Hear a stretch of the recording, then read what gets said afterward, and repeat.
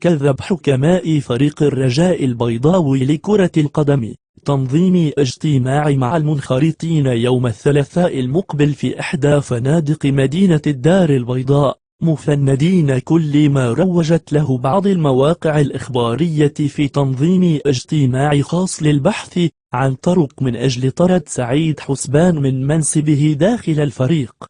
وقالت مصادر مطلعة أن رئيس المكتب المديري السابق عبر عن غضبه عند علمه بما يحاك من طرف بعض العناصر التي تنتمي لبرلمان الفريق، والتي نسبت له موافقته على إدراج انعقاد جمع عام استثنائي في جدول أعمال اجتماع المنخرطين يوم الثلاثاء القادم، الشيء الذي اعتبره محاولة للتشويش على المجهود الذي يقوم به المكتب المسير الحالي. ومن جهة أخرى يذكر أن منخرطي الرجاء يسعون إلى تنظيم اجتماع عاد بعدما انكشفت لائحة المنخرطين داخل النادي والمكون من 96 منخرطا للحسم في مستقبل المكتب المسير الحالي، بحيث أن هناك إمكانية في المطالبة بعقد جمع عام استثنائي قبل انطلاق الشوط الثاني من البطولة الوطنية.